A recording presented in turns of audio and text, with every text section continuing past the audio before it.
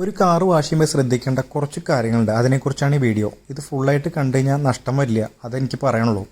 ഫസ്റ്റായിട്ട് നമ്മൾ ചെയ്യുന്നത്, ഞങ്ങളുടെ മെത്തേഡ് എന്താണെന്ന് വെച്ച് കഴിഞ്ഞാൽ, ഫസ്റ്റ് ഏതൊരു വെഹിക്കിളും വന്നു കഴിഞ്ഞാൽ വീൽസ് ആൻഡ് ടയേഴ്സ് അത് ഫസ്റ്റ് ക്ലീൻ ചെയ്യുക. നോർമലായിട്ടുള്ള ക്ലീനിങ് അല്ല, ഡീപ്പ് ക്ലീനിങ് ആണ്. നമ്മൾ ഇതുപോലത്തെ ഡീറ്റെയിലിംഗ് ബ്രഷസ് വെച്ചിട്ട് ഫുള്ളി വീലെല്ലാം പക്കയായിട്ട് ഡീപ്പ് ക്ലീൻ ചെയ്യും.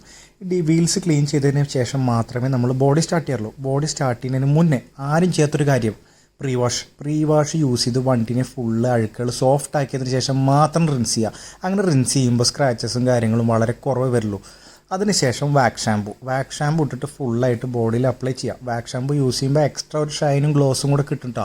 നമ്മളുടെ സർവീസ് സ്റ്റേഷനിൽ അത് പൂർണ്ണമായിട്ട് നമ്മൾ ചെയ്യാറുണ്ട്. വാക്സ് ഷാമ്പു മാത്രം നമ്മൾ യൂസ് ചെയ്യാറുള്ളൂ. അതിനുശേഷം സോഫ്റ്റ് ആയിട്ടുള്ള വാഷ് മെറ്റ്സ്, നല്ല പ്രീമിയം ക്വാളിറ്റിയുള്ള വാഷ് മെറ്റ്സ് യൂസ് ചെയ്തിട്ട് ഫുള്ളായിട്ട് റബ്ബ് ചെയ്യുക. അതിനുശേഷം സോഫ്റ്റ് ഡ്രൈയിങ് വളരെ ഇമ്പോർട്ടൻ്റ് ആണ്. വണ്ടിയിലുള്ള സോൾ മാർക്സും സ്ക്രാച്ചസും വരാതിരിക്കാൻ സോഫ്റ്റ് ഡ്രൈയിങ് തന്നെ ചെയ്യണം. അതിന് ശേഷമുള്ള റിസൾട്ടാണ് ഈ കണ്ടുകൊണ്ടിരിക്കുന്നത്. നമ്മുടെ വീൽസ് ആയിക്കോട്ടെ, ബോഡി ആയിക്കോട്ടെ, എല്ലാം പക്ക ഷൈനിങ് ആണ്. അതിനുശേഷം ഇൻറ്റീരിയറും കൂടെ പക്കയായിട്ട് ക്ലീൻ ചെയ്തിട്ട് കസ്റ്റമർക്ക് അങ്ങോട്ട് കൊടുക്കുക. ഒരു എക്സ്പീരിയൻസ് ആയിക്കോട്ടെ കസ്റ്റമർക്ക്, ഒരു ഡീറ്റെയിൽ വാഷിൻ്റെ. പോന്നോളൂ ലാഡർ സിനിമാസിലേക്ക്.